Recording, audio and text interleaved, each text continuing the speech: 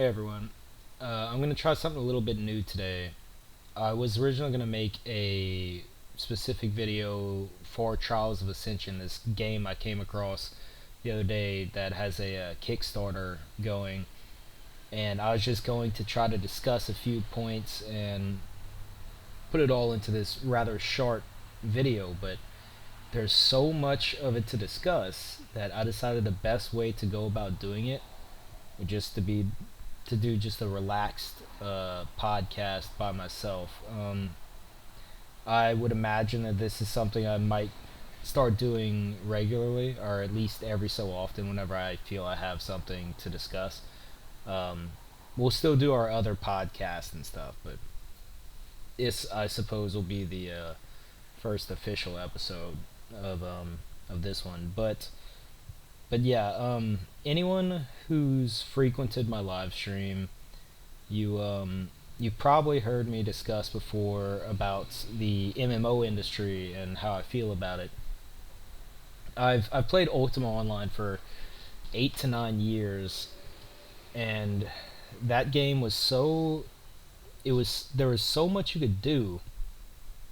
Like I played it for 8 to 9 years, and I was a thief character for those that entire duration that I played, and I ran like the largest thief guild in the entire game.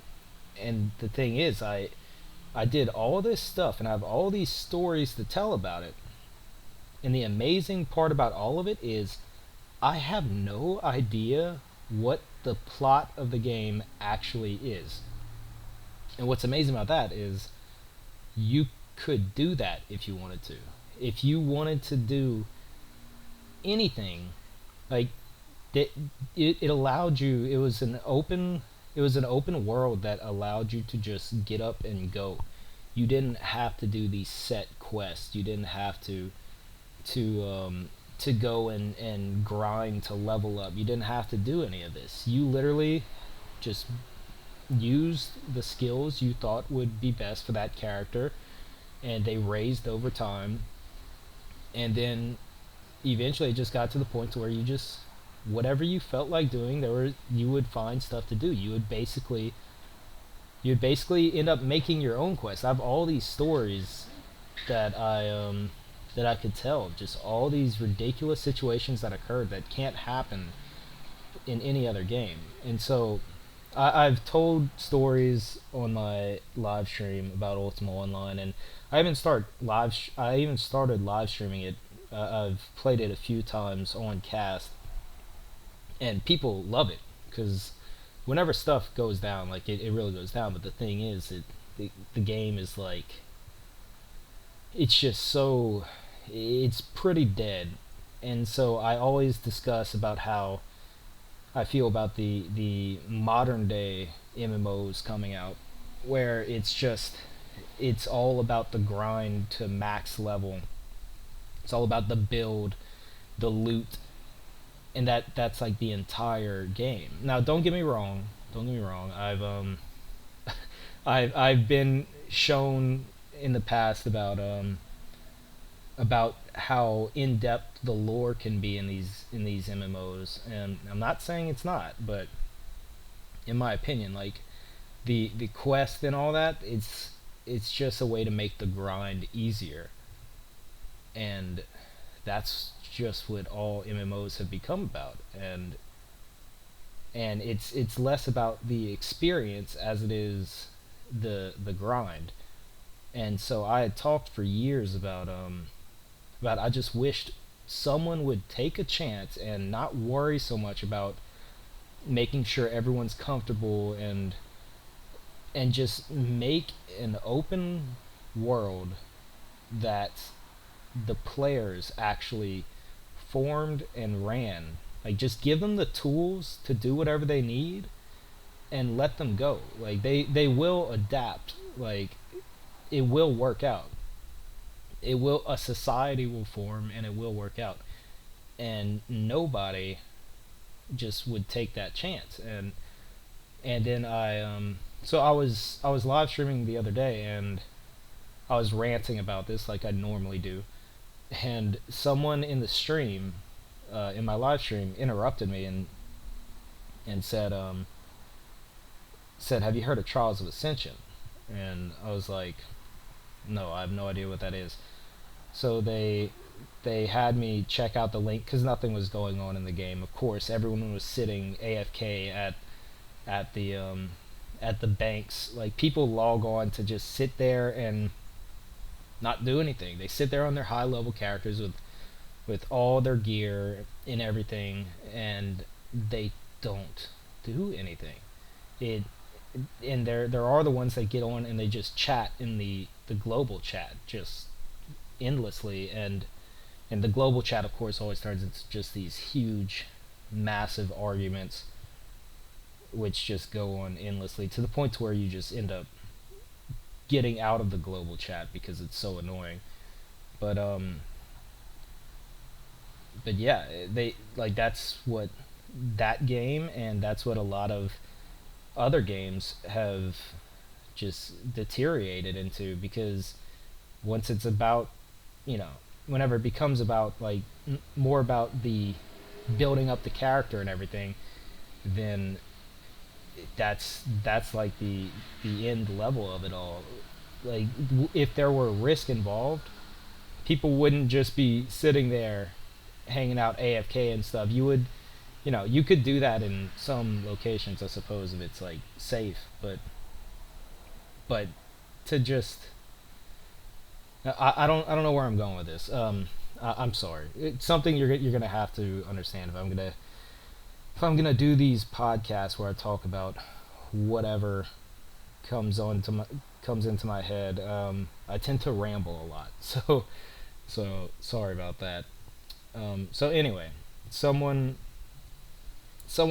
mentioned Trials of Ascension, so I checked it out, and they are doing everything that I could have ever imagined to be in an MMO and more, and it just blew my mind. Like, I went to their game first. I watched their video, which I'm going to be showing clips of it. I'll be showing clips of it throughout this podcast, just every once in a while, where Mr. Don Danielson, also known as Brax, he's discussing what the game's about. It's their Kickstarter video, because they have a Kickstarter going on, and he discusses the topics of the game, and it just the things he was saying, like, I found myself sitting there. I was still live streaming at the time. I found myself sitting there just agreeing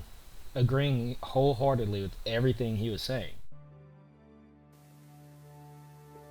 The history of Trials of Ascension started a long time ago when we started noticing the MMO industry losing its way, creating creative content filled with challenge and accountability for static, repeatable content that you just were expected to grind through, just like everybody else. We set out to change all that. We were new to game development back then, and the learning curve was absolutely tremendous, and we certainly made our share of mistakes. However, we persevered, creating a fully functional prototype that we pitched to multiple investors and publishers. We received a few offers, but they all came with the same strings attached: minimize the challenges and lose any risk for the players. While it was nice to know that they did believe in our ability to deliver the product, we simply could not compromise on our design. So reluctantly, we canceled development of ToA. To top it off, I went to the game guide, like on their website, and the concepts they have for this game, all the ideas behind it, it just blew my mind. And what blew my mind even further is I found out that they started this about 12 years ago, and the thing was, they pitched the idea and they came up with a prototype of the game, and they showed it to some companies and stuff, and all the companies just told them the same thing, reduce the challenge and the risk to players, and then we might be interested. And the fact that the companies say that, like, that's what it's come down to. And so that just proves that every MMO will be like that if something doesn't change. And the then he goes on to say that they they refuse this, and they refuse to compromise and do this like everyone else has. Everyone else has reduced those risks and stuff just to make, an MMO that could quote unquote survive in today's gaming society. And they refused it. They refused to compromise, and they had to scrap the project for just indefinitely. They thought it was over because they didn't have any support.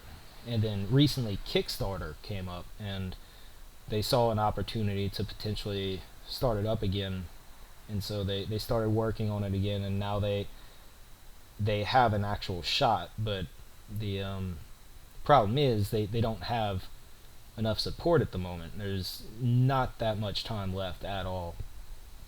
So I actually found myself on my live stream that night. I was sitting there, and I started looking at the website and everything, and I found myself just for the next 5 hours straight while live streaming. There's people in the chat like just as amazed as I was to read about all of this. I found myself for 5 hours straight going through this website, just looking up all I could on this game, and all of it was more amazing than the last thing I'd read. Like, it just blew my mind entirely. Trials of Ascension is truly different. How is it different? Well, first of all, there's perma-death. After 100 lives, your character is laid to rest forever. Innovations. An innovation is a discovery unique to your character, and it can result in a new skill, a new technique of a skill, a new item, or an improved way to make an existing item. Magic. Magic is incredibly tough to acquire in ToA, but yet tremendously powerful. And for those that do acquire it, you'll be able to customize each and every one of your spells. Cooperative crafting. If you want to make some of the best items in the game, you're going to have to cooperate with your fellow crafters to do it. Dynamic spawning. Our flora, our fauna, and even our dungeons are going to spawn in random locations for random amounts of time. We do not have static spawning in ToA. GM team. We're gonna have GMs in the game 24/7 just to interact with you guys. Their jobs are to do anything from embody simple random creatures to run events that are local, regional, or even global. Last but not least, it's the features that we're not going to put in the game. It's our less is more approach. These features have been put into games recently for the sake of convenience, but at the cost of challenge and fun. So what are they? First of all, there's mini-maps. There's not going to be any mini-map on your user interface. You'll have a world map, but you'll never know where exactly in the world you are.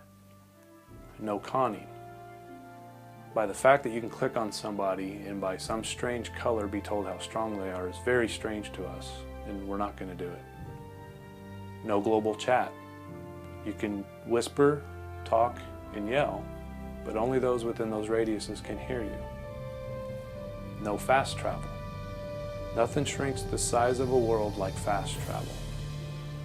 Imagine how short the Lord of the Rings novels would be if Frodo and Samwise could fast travel to Mordor.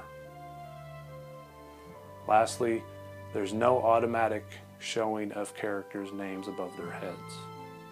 You will get to name each and every character you come across as you see fit. Now, obviously, probably the most controversial thing that they're doing with the game is they're implementing perma-death. If your character dies 100 times, you have 100 life counters. If you end up dying 100 times, then your character is dead forever. Actually dead.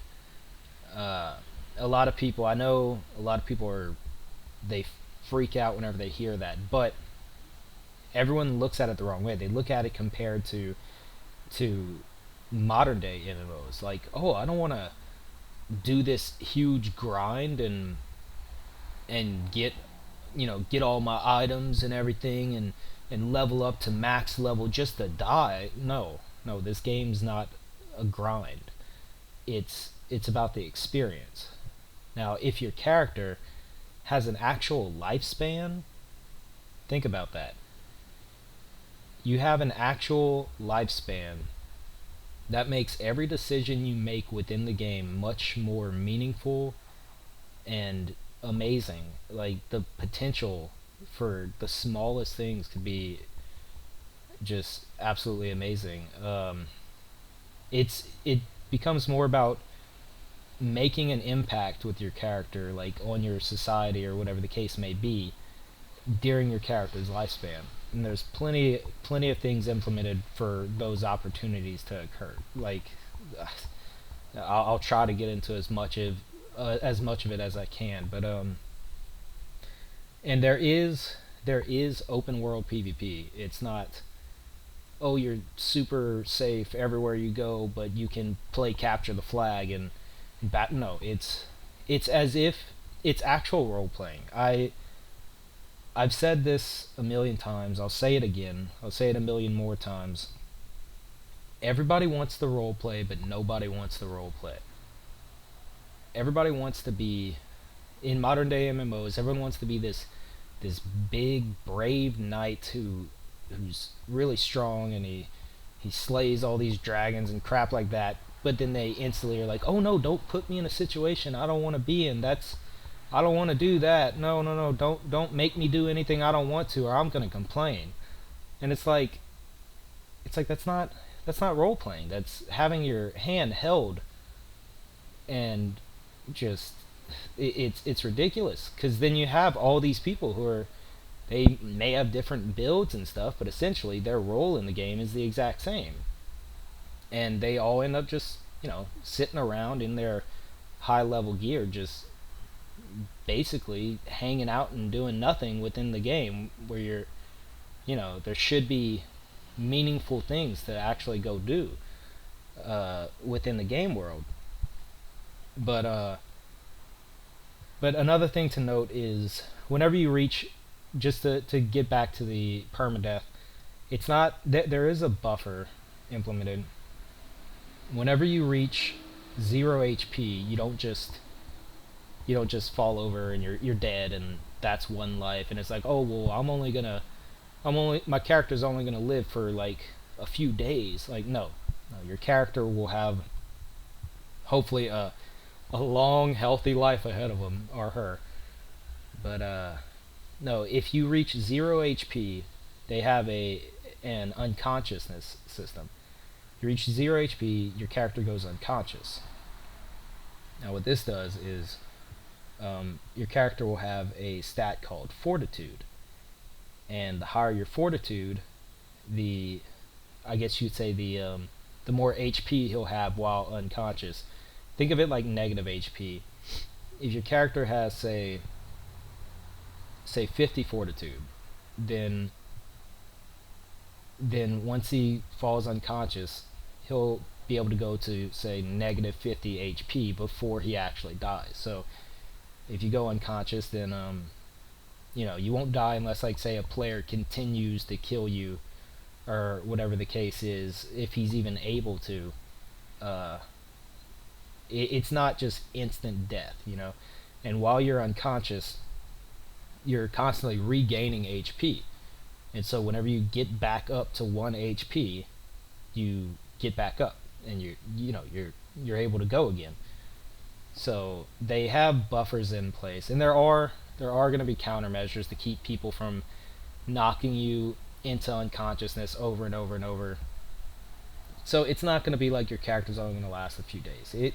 You'll have a character that will last a long time and be able to do a lot of stuff within that time. But there's so many things to talk about. Like I said, I pretty much made the entire video that I was gonna make, and then I sat back and listened to it and everything, and it all sounded very scripted and forced and rushed. And even though I got a lot of points across, it's just I wanted to just sit down and talk about this game and how amazing it could potentially be if just given the chance. It's just they're off to a rough start. They have a good amount of backers at the moment. I think last I checked they had like $75,000, but the Kickstarter's goal is 750,000, and if they don't reach the goal, then it's not gonna happen. And I don't know if they'll try again later on down the line or what. But I figured I don't have I'm broke at the moment. I don't have the money to just. I wish I could just give them the money. I wish I was rich enough to do that. But I can do one thing, and that's talk about the game. Luckily, I have you guys, my subscribers, and the people on my live stream, my followers on my live stream, and luckily I can spread the word to a good amount of people, and hopefully y'all do the same thing. But again, there's the rambling. Getting back on topic, uh, they have this thing called innovations.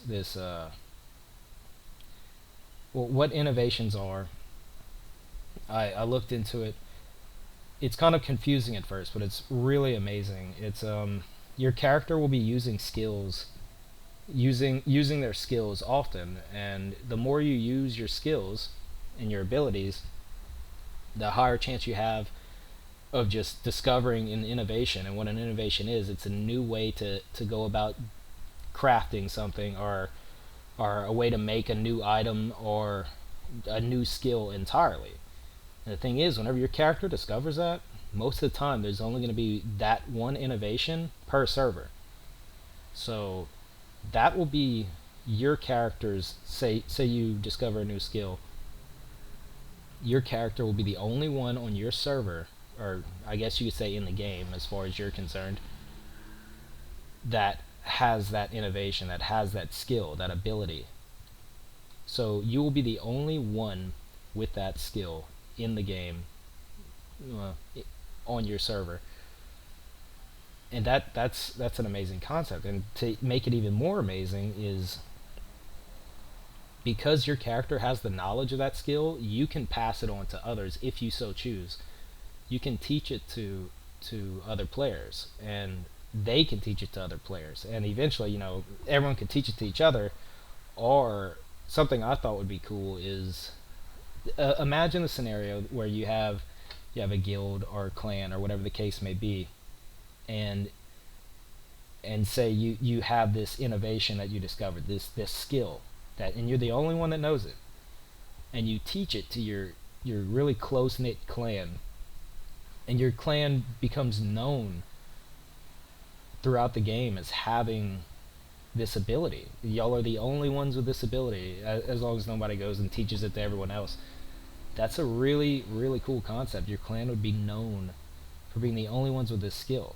That's the thought of that being a possibility is fantastic. And I know exactly what some of you are thinking right now. Oh, well, if someone has this amazing ability and they don't teach it to anybody, then that's not fair. Then no one else will ever get to experience it. Now, here's where things start to get even more interesting. Through the unconsciousness system, if a player is unconscious, there are certain players that will be able to interrogate them while unconscious. And one of the things interrogation does is it lets players extract the information of innovations. So, and for anyone listening right now who doesn't frequent my live stream, it's possible you may hear everything from loud vehicles to motorcycles to sirens in the background. I live on an intersection. Luckily, we haven't heard any sirens or anything yet. That's amazing that hasn't happened yet. But anyway, getting back on topic, I players can actually interrogate you while you're unconscious and extract the information on any innovations you might happen to have.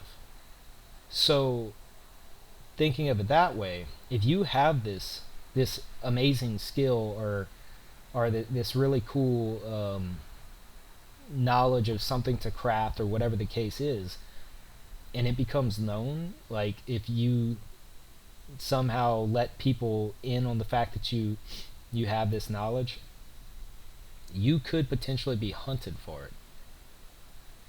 That blew my mind whenever I first heard it. Like people would hunt you down to interrogate you and extract that knowledge for themselves, or whatever the case may be.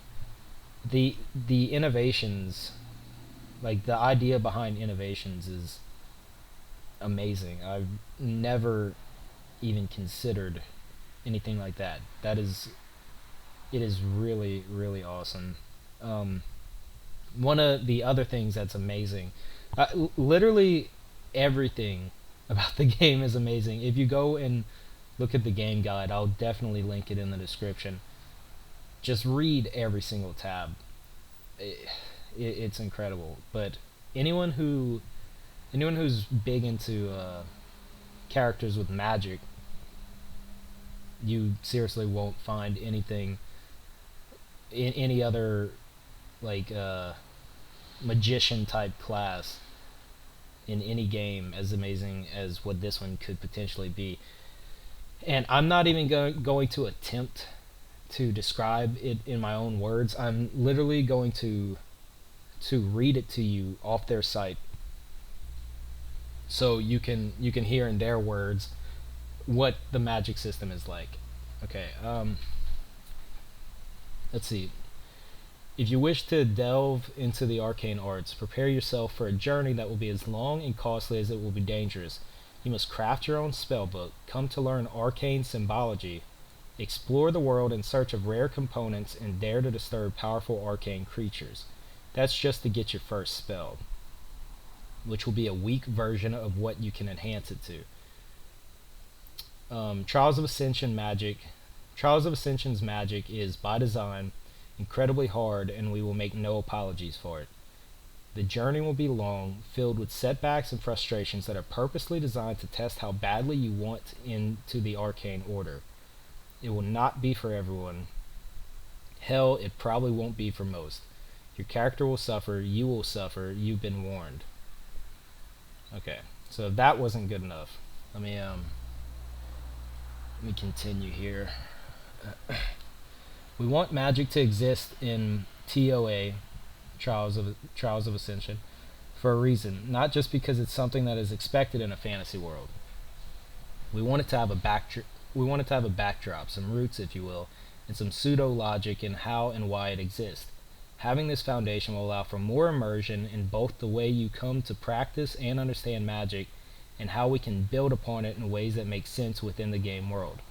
Magic is fueled by arcane energy.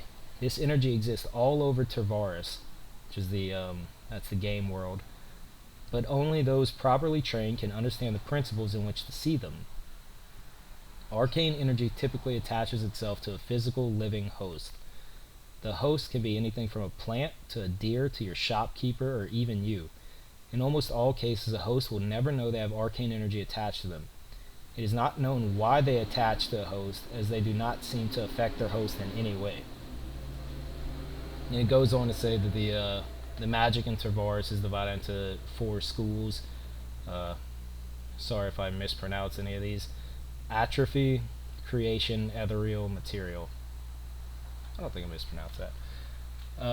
Let's see.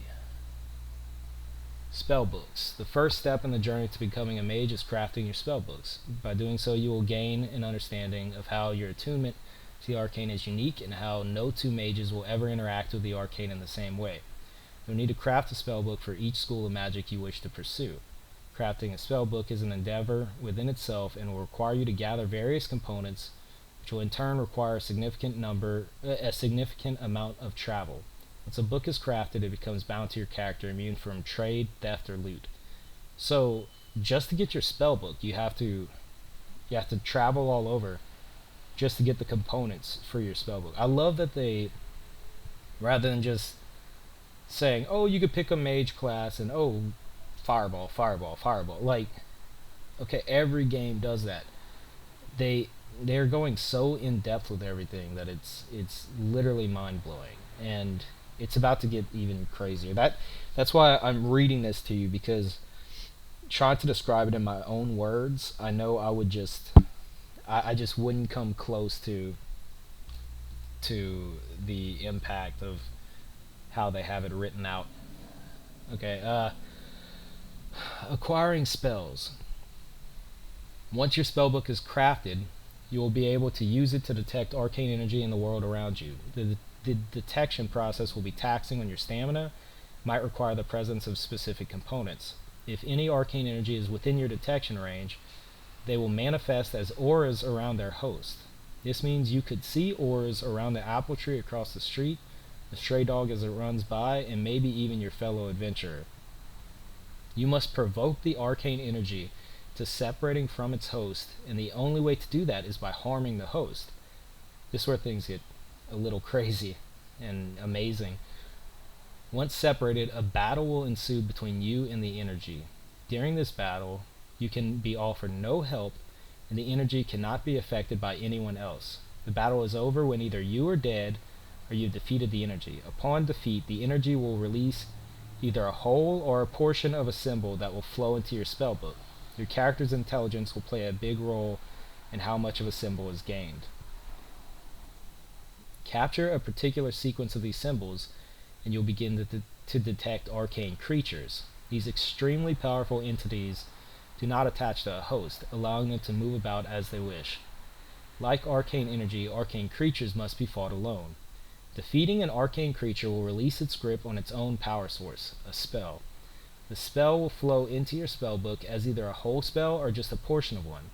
As with arcane energy, your character's intelligence plays a major role in how much your spellbook absorbs. Let's see. You do not get to choose which spell it is. So it's random. You go through all this to fight a creature, and it's a random portion or whole portion of or an entire spell based on your intelligence. But whenever I read this next paragraph for the first time, I was just completely blown away. Okay. Something to note about these entities. They are vindictive and they have a strong memory. Should you fail to defeat one, not only will they shred you from limb to limb, but it's entirely possible that it may mark your soul for later use. Many veteran mages have told stories about how they were suddenly transported to an arcane creature they failed to defeat and forced to fight on its behalf. That's incredible. They're saying that if one of these creatures defeats you, later on down the line, if a player comes across that same creature, the creature might summon you to fight on its behalf. I'm not going to read the next two sections, but it goes on to talk about casting and failing cast and all the spell customization you can do. It's an extremely unique system that they have in place that they're wanting to do. It's like I'm at a loss for words at how much thought they put into all of this. Another piece of information I wanted to discuss was the crafting system. Well, more specifically, the housing and structures within the crafting system. It turns out that there's going to be player housing. First of all structures and housing and everything within the game are going to be literally built by players, aside from the initial starting cities and stuff like that. But entire kingdoms, settlements, sprawling kingdoms, everything will be built from the ground up by players. Like the everything from just the smallest little huts to giant giant keeps, giant stone keeps. Everything completely by players. And the way that this will work is, first of all, there will be engineers who will have to draw up. They'll have to pretty much draw up blueprints, and from then you can place a it'll appear as kind of like a ghost of the house, like a ghost image on the specific plot, and then from that point on, either the player that's the crafter, or more than likely multiple crafters, will have to build piece by piece of the house with materials and stuff, and depending on their skills, their different skills, you know, it'll either be a fast process, a slow process. Well, it won't be a fast process. They have it to where building a structure is something that will take time. It will take time. You can actually contract another player to build a house for you, and then like him and his he could basically have a construction company. His guild could be a construction company, put it that way. And they'll build the house for you, and like piece by piece, and you can see the progress as it's going up. So there'll be like half built buildings all over the place. A new settlement being built, you'll see the progress as the settlement's being built. There's scaffolding to get to the higher points of the spots to build. Like you'll need scaffolding and stuff like that. And so whenever a structure is completed, for instance, say a player house, you'll be able to go inside and you'll be able to construct the inside of the house, like adding stairs in certain points and all that, and decorating it however you so choose. So it's just super in depth. Like every little piece of this game is super in depth. And another thing, speaking of settlements, I had no idea about this. I went over the game guide on their site, and like there's a few things that I skipped over because I thought I made the mistake of thinking, oh, I'm pretty sure that's just straight and to the point. You know, I don't need to read that section. Well, someone on their forums said that they went and watched my past live stream where I was kind of browsing the site for like 5 hours straight, and they laughed at how I passed over the settlements and kingdoms tab. And so like right before I did this cast, I was like, I wonder what he's talking about. So I went over to settlements and kingdoms, and I'm gonna try not. There's so much on here that I'm gonna try not to read it all to you. But I haven't even gotten to read it all myself. But let me read the overview for you.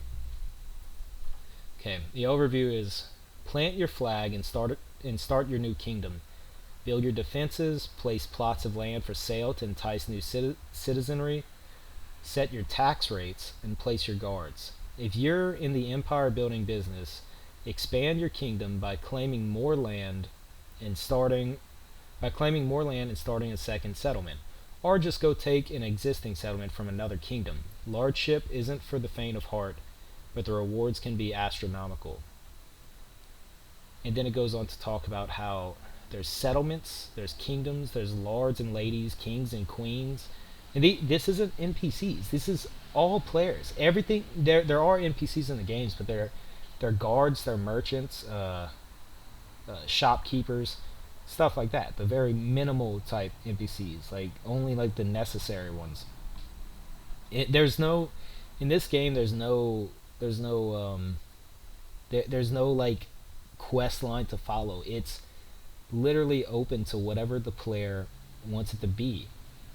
The something I was going to discuss later, but I guess while we're on the subject, the lore of this game, the lore behind the game is there is like a background story and everything to the game world, but essentially from day one onward, the lore is going to be written by the players. The things that happen, there's in the settlements and kingdoms section, it talks about how you can go to war with other settlements or other kingdoms. So eventually there will be these sprawling kingdoms going to war with each other, and this is all gonna, like, someone at some point will document all of the major events that went on, and then there's even more much smaller events that'll go on. Literally, you will be helping write the lore of this game by just playing it. It's literally going to have history involved, and that's that's mind blowing. Like, most games they'll have really good lore, but it's your character is going, just it's as if your character's watching it from the outside in. It's just your character's name put into the into the blank, like all the lore. It's just fill in the blank with your character's name, and you just walk through it just like everybody else. Not in this game. It will be whatever you choose for it to be. The different servers, the different game worlds, the different servers, they're all going to have completely different lore. They're going to have different history. It's not about, the lore isn't going to be about like what's already written. It's going to be about what happens. It's going to be history, like literally history, like it should be, which, yet again, amazing.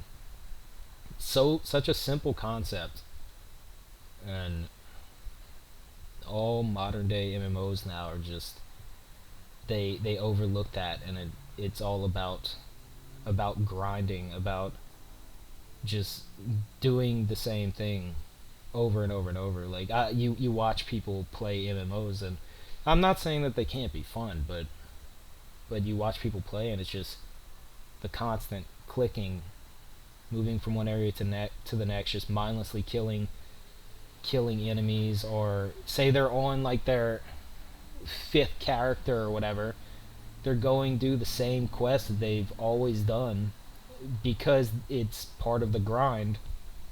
So they're not even reading the lore anymore, because it's lost its impact because you've been through it so much. But this won't lose its impact. It's ongoing. It's literally writing history within the game as you go through it. So yeah, anyway, getting back to the settlements and kingdoms. Let's see. Talks about creation. And this is the reason why I'm going over some of the parts of the site, is because I know there's many people who may be listening to this that even though I might link it, like, I could have just, rather than done this huge discussion, I could have just have linked the site.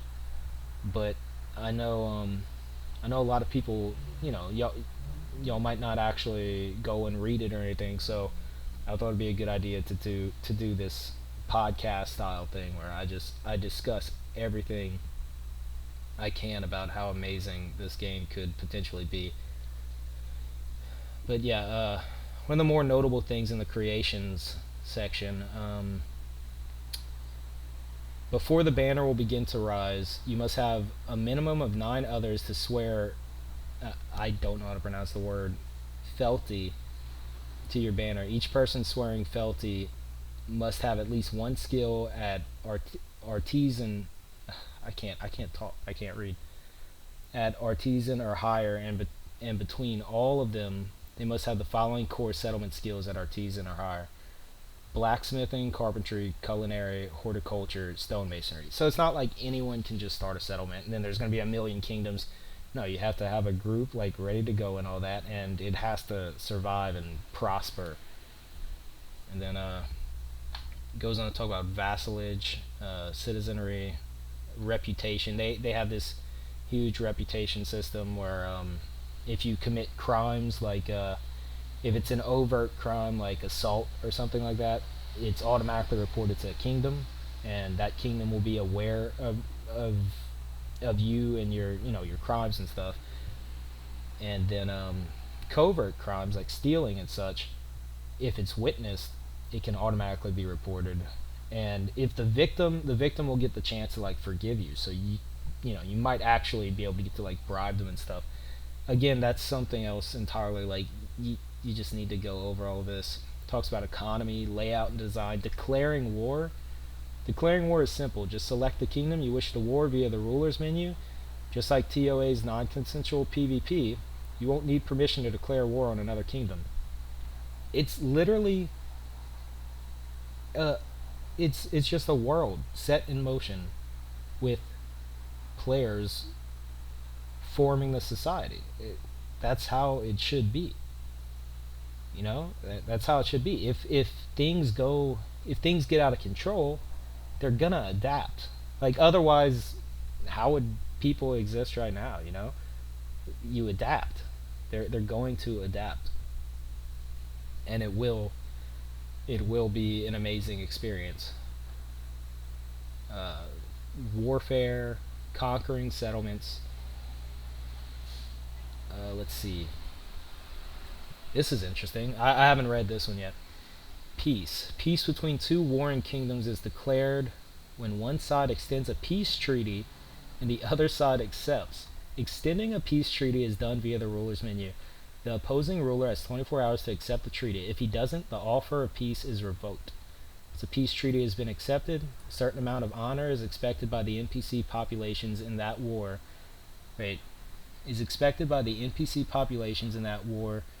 Should not be redeclared by either side for a set period of time. If war is declared by either kingdom while under a peace treaty, the declaring kingdom's NPC's reputation will be drastically impacted. That's another thing. They have a reputation also for the NPC characters, like the guards and the merchants and stuff. If you're a king and you start just pardoning, you can pardon people with crimes and such crimes against your kingdom. Like, say there's a thief, and he's a known thief or whatever. He's been reported for multiple crimes, and you pardon him. That if that happens enough, it could lower the morale of the NPCs in your kingdom, and that could cause issues. So it's just so in depth. Oh wow, okay. This is one thing I like about what I'm doing right now with the podcast. I'm still discovering stuff about this game. I've been reading and looking up and going on the forums and everything and just learning as much as I could about this game, and I'm still learning stuff about it and still equally as amazed as whenever I first found out about it. Loss of a ruler. This is going to be interesting. In the event that a king or lord is perma-killed, cancels his account, or doesn't log in within a set amount of time, a sequence of events will be set in motion depending on what power the character had. If it is the king that is perma-killed or goes missing, his power will be transferred to his heir, a character he can select to take over if any of the above should happen. King can change his heir at any time. The targeted character must accept the king's heir proposal. If there is no heir, the rule will fall to the lord that has been in service to the king the longest. If that lord doesn't want to take the throne, it passes down throughout the other lords in the same order in which they became lords to the king. And keep in mind, this is all players we're talking about here. If no lords wish to take the throne, a process will be initiated where citizens of the kingdom can nominate themselves for the throne, after which a vote is taken, and the citizen with the most votes will receive the kingdom. In the event no citizens are nominated, the kingdom will dissolve and certain decay factors will be initiated. If it is a lord that is perma-killed or goes missing, his settlements be transferred back to the king. Like, it is just so in depth, and it's so simple in the fact that it's literally just taking the idea of like actual history and just putting it into a game and setting it in motion and letting players run it. It's amazing. Like I'm amazed by this. You could actually assassinate a king, if it's a king who's been in rule for a long time and he's near the end of his lifespan, he could be assassinated, literally assassinated. That's amazing. You, I don't even know what to say at that possibility. That's that's absolutely incredible. Like, I don't know if I mentioned it earlier, but um, if your character's like near the end of his life counters or his life, so to speak, you could actually like just stop taking as many risks and stuff and consider him kind of like in retirement and just kind of hang out, not do as many risks. But a king, even if a king would potentially be targeted, you could literally assassinate kings and queens. Holy crap. Like I said, I'm still figuring out all these amazing things as I read over it. Like, seriously, if this game doesn't pick up and succeed, I will probably actually cry, because this is everything and more that I've ever dreamed of, like could have dreamed of in an MMO. Like, I'm at a loss for words right now. Hey, hey guys, guess what? Guess what? No fast travel. Like, seriously, that is one of the best parts about all this, in my opinion. No fast travel.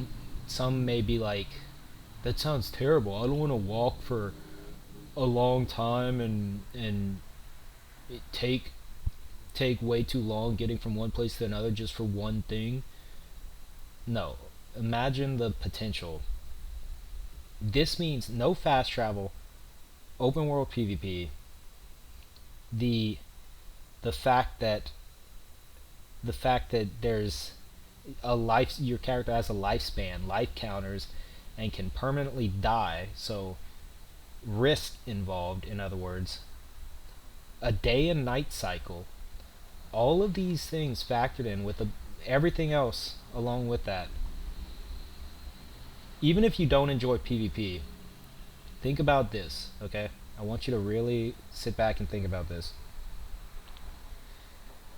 How incredible would it be to need to go to, say, a kingdom or settlement or whatever the case, just a long distance away, and you don't want to go alone, because what if something happens? What if you come across some bandits? I don't know. Not to mention any enemies and monsters you may find along the way. But imagine you don't have like a set group or clan or anything, so you may actually hire player bodyguards, which I would not be. It's not like a set like class or anything. And speaking of which, there's no set classes. There's no levels. You don't have like certain levels. It's a skill system in place where the more you use a skill, the more it gradually levels up, and so you use your skills and they level up, and there's no skill cap. So the longer your character survives and lives, the more knowledgeable he'll become, to think of it in a roleplay aspect. But yeah, imagine not having like a clan or guild or whatever you want to call it to turn to. You could potentially hire some player bodyguards to accompany you on this. So you give them the gold or whatever the case may be, and y'all set out, and it starts to turn dark, and y'all find yourselves in the jungle, which they have a video up of the jungle, and it shows it at night, and it's pretty terrifying. And so it's nighttime in the jungle. You don't want to travel at night because it's too dark, and you don't know what you're going to get into. So you'll set up a campfire, which you can actually do. You can do that. So you'll set up a campfire in these woods, this jungle, whatever you want to call it, and y'all are having to sit there, and you're hearing sounds like the sounds of the woods or jungle around you, and you don't know if there's something nearby potentially about to sneak up on you, whether an enemy or a player, whatever the case is. You don't know what's lurking out there because you can't see that far. It whenever it's dark, you can look it up. Whenever it's dark in the game, it's dark. So sorry if you can hear that horn. There's not going to be any cars in the jungle, I promise. Uh, so just something small like that, that experience of being in the woods or in the jungle in the game and being scared of what's lurking out in the dark, just hiding in the shadows, like that's an amazing experience in itself. And that's just traveling in general. That's not like a oh, that was a really cool quest or that was a really cool mission. No, that's just you going from point A to point B. It could potentially be that exciting. And then y'all continue on y'all's way, and who knows what else you could encounter. There's just so much potential, especially without fast travel. You're literally having to experience everything as if you're actually immersed in this world. Also, there's no global chat. Thank you. I know the devs are probably listening to this. Thank you for no global chat. I like I said at the beginning of the cast, I've been trying to get on Ultima Online, but it's really died down, and all it is people sitting at the banks global chatting, and the global chat is nothing but all caps, people yelling and calling each other just horrible things, and just back and forth, just spamming it. And then whenever someone gets mad, they fill up the chat and spam it like as much as they can, and it goes all over the screen, and it just takes you out of the game. It's not a fun experience. So the fact that there's no global chat, it lets you be more immersed into the game. Now there is you're able to whisper, and you're able to chat with people in the nearby vicinity. But yeah, I'm so glad that they kept that out. There's also no conning, which I didn't know what conning was at first. I didn't know what they meant by that. But that's where you hover over somebody, and in most games it'll tell you like their level, and or sometimes it'll tell you like if they're potentially stronger than you. They don't have that in this game. So you could see someone walking around in just complete rags, and if you're, for instance, let's just assume you're the type who would want to rob this guy, or like threaten him, and you approach him, and it turns out he's just this complete badass magic user who's just he's just in rags, so you wouldn't expect that, and he just destroys you because you're apparently a scumbag. But that's really cool. You have to be wary of everything. It's just one more thing that's going to make people think twice. I know a lot of people are going to think, oh, open world PvP and permadeath, there's going to be so many people just getting out of control and killing everyone. No, like I said, players will adapt. A society, multiple societies will be formed. Systems will be put in place by the players, and things will work out. It's just like it's the natural order of things. It would work out. Especially with factors like that. Like, you don't know, it'll make them think twice. Like, okay, maybe I shouldn't just start picking on everybody and stepping on toes, because one, I'm gonna get hunted. People will literally come after me. Bounties, you could place bounties, meaningful bounties on people's heads. Like, you won't want to step on the wrong toes, and you don't know who is extremely powerful and who isn't. That's incredible. Um, Also, no mini maps. You'll have a world map, but you're never gonna know exactly where you are. So actual navigation. I also read that they're gonna use uh, sextants. Should also be in the game. And for anyone who doesn't know what that is, the only reason I know what that is Ultima Online. It's like they're like forms of compasses. So I still haven't read up on navigation. I'm sure they have this amazing navigation system in place. There is so much I need to still discover about this game. I've only known it for a few days, and I've never been this passionate about a game that I heard about. Or like I literally have never been this involved in a game, and it's only been a few days, and it might not even make it past the Kickstarter, which is the saddest thought I could possibly imagine. It's been so long since I've cared to play any specific game. It's just felt like going through the motions up until a point because everything's pretty much the same. But this would be an incredible experience, like altogether.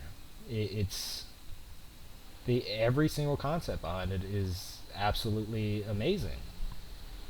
But for instance, the healing system.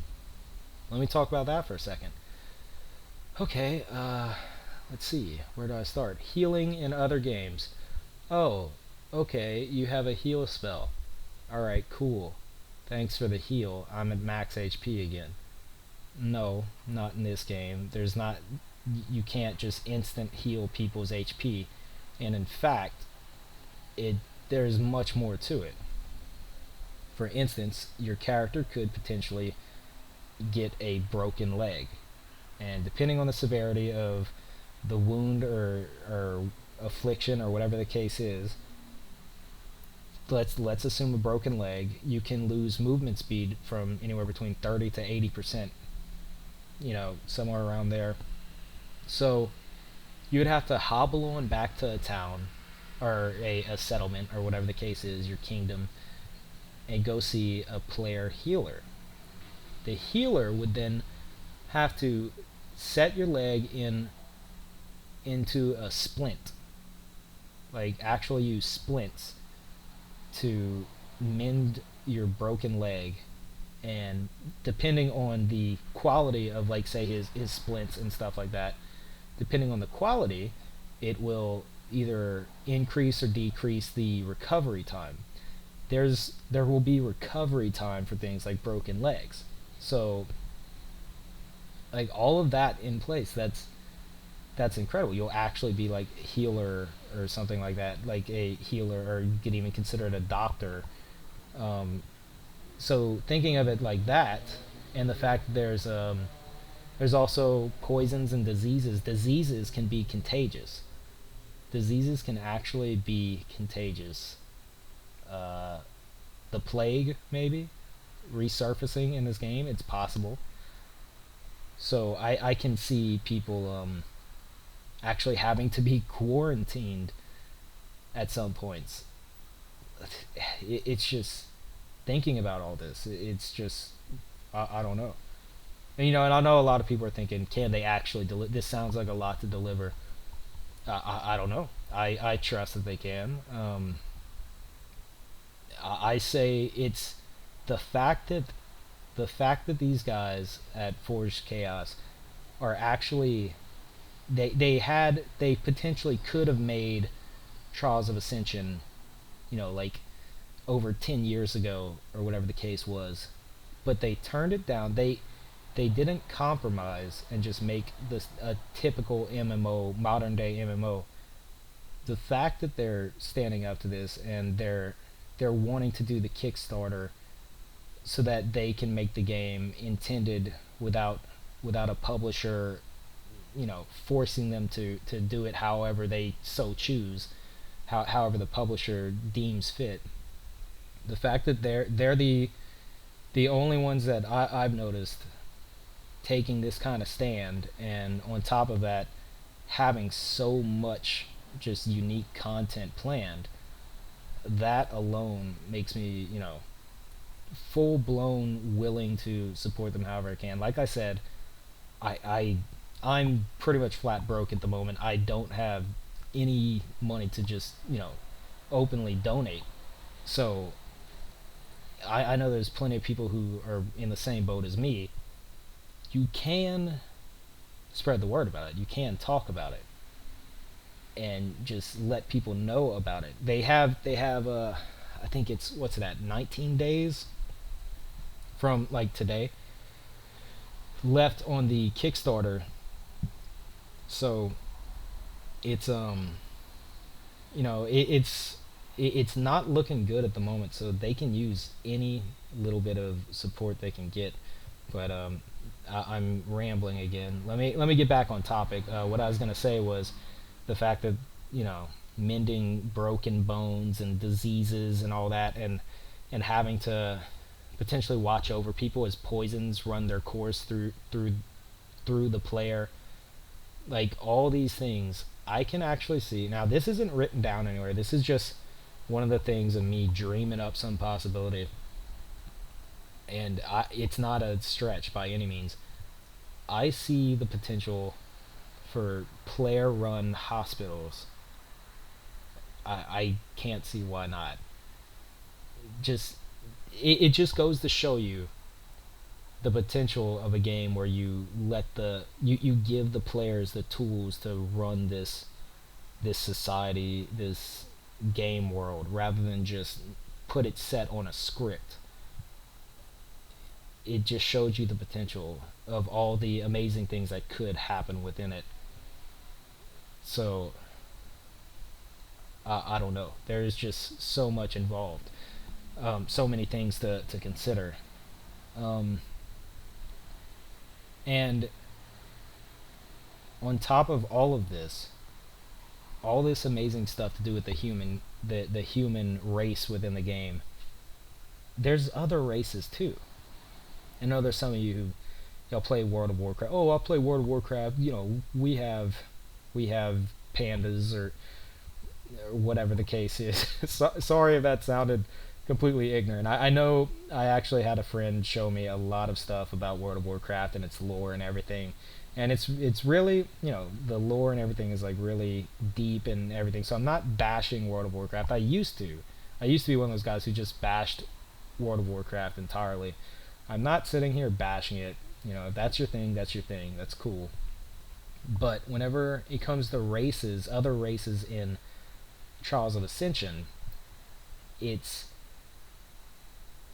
not like another race playing in a form, like just in a different form, but still kind of like a human, where you can wear armor and stuff.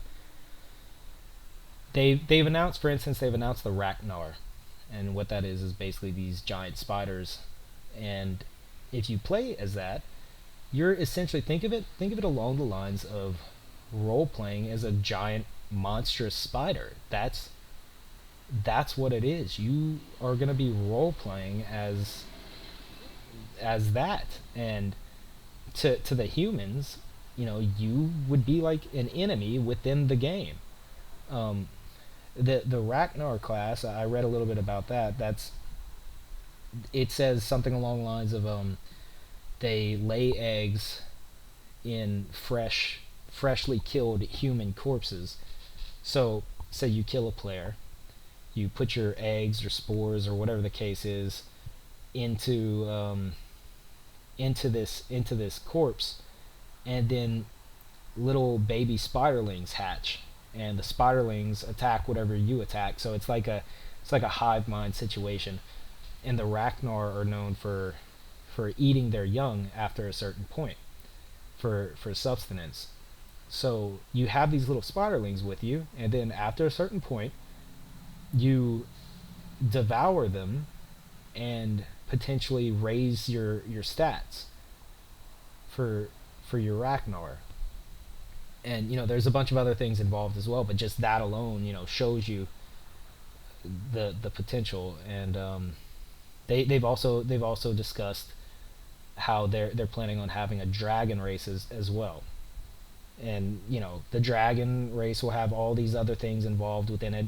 They even discussed aging Like you start as a hatchling, then you move on to young, and then a adolescent, then adult, and then ancient. And there's so many other things involved with it that I'm not, for the sake of time, I'm not gonna try to get into all that right now. But I will paint this scenario for you. Imagine, let me see. I was actually discussing this on Twitter a moment ago with somebody. Where is it? Okay. Fidrinth on Twitter. Sorry if I mispronounced that. Fidrinth said, he said, possible playable dragon race, take all of my money. And so I painted this picture for him. Imagine these two players, these two human race players, are traveling across the, they're traveling across the, I don't know, the desert. And they're like, oh, hey, one of them says to the other, hey, let's go over that hill. It's a shortcut to where we're headed. Let's go over there. You know, it'll be quicker. And then the other one stops him in his tracks. He's like, no, we're not going over there. Fidrith the dragon is known to reside over there. He'll destroy us. We're gonna go around. So, like that. I know that sounds ridiculous, but that scenario is possible. Say you play a dragon class and you hang around this one area because you so choose to. It could actually be like you become like this known dragon within the lore as this dragon who, I don't know, say you stay in that area regularly, that's where you live or whatever you decide to do. You could be well known as just this terrifying force that people are aware of and they want to stray from. And then whenever your dragon eventually dies, you'll be remembered as that. So, you know, that goes back to the perma-death feature taking place. Like the fact that you'll actually go down in history, like your character dying isn't a bad thing. It just adds so much more what's the word, immersion in everything, and makes everything so much more meaningful within the game. It's I don't know, like there is just so much to all of this that, and again, there's so much more that I haven't even began to discuss, or I haven't even found out yet. There's so much potential for this game. So I should probably wrap this up. This is the first time I've actually sat here and just talked. I really do enjoy the idea behind this quote unquote Peevecast, as I'm calling it. I know it's clever, right? I'm very clever. Uh, I really should wrap this up because it's really getting lengthy at this point. Um, but to wrap up, I don't know about y'all, but I would prefer to play an MMO where it's not about the quest, it's not about the grind, it's not about the quest making the grind feel easier. It's not about a script that's already been written. It's players starting this history within the game. Just loud vehicles, sorry. I've been waiting for that the whole time. It's about these players just starting this history within the game from day one, like actually writing the history and the lore of the game as they go, as these events unfold, because the world it's an just open world with the tools given to the players to set it in motion, and everything's there, and it's like the perfect scenario for an amazing actual experience rather than just this grinding that you see and being about reaching max level and everything, or completing the pre-written quest line. um but yeah, if this succeeds, then it'll show the MMO industry that hey, you know, we want more out of this. We want an actual experience from these types of games. You know, it can be about more than just a really good storyline coupled with grinding and all this gear and the just reaching max level and such. Like, it's in different builds or whatever the case is. It can be about like just the actual experience, despite what level you may be or what gear you may have. So this could really be a turning point if it succeeds. So all I can say is, if y'all can, I don't know how many people are gonna actually listen to this. I know a lot of my subscribers are here for Dark Souls, and that's fine, that's cool. But if you've liked what you've heard, if you find it even remotely interesting, there's there's still a good while left on the Kickstarter. It's off to a really slow start, but hopefully we can turn it around. If you're not able to pitch into the Kickstarter, please just I don't care if you have like one subscriber. I don't care if you have no subscribers on YouTube or Twitter or whatever. Just try to spread the word however you can, despite how small of an impact you think it would be. Anything will help these guys potentially make this amazing game. You know, whatever, every little bit can actually help. But if you do want to pitch into the Kickstarter, I'll definitely have the link for that. It'll be the first link in the description, along with the game guide, which by all means go and read the game guide. Just get after I'm done with this, I'm gonna jump back into that and try to figure out more about this game, which I don't even know yet. I'm sure there's so much more that I've yet to discover about it. But yeah, if you want to pitch into the Kickstarter, the link's gonna be below. They have a bunch of rewards and such, with, you know, depending on how much you wanna donate. For anyone who's never done a Kickstarter, I just feel the need to let you know this, because I was curious myself. Whenever the goal is reached, that's whenever your donation goes through. So I don't want anyone to feel like deterred from pitching in because they think, oh, I'm gonna lose the money because it's the Kickstarter is gonna, you know, the Kickstarter might fail, so I don't want to lose this money if it's gonna fail. It doesn't. Nobody gets charged until the goal is reached. So if you want to support this game, you know, feel free and safe in the fact that it will support the game if the goal is reached. So yeah, I'm gonna leave the link to that in the description. All I can say is thanks everybody for listening to me ramble about this. I can continue talking about this game forever. If this game doesn't go through, y'all are gonna hear me talk about this game forever. So that should be incentive to further support it, to get me to shut up about it.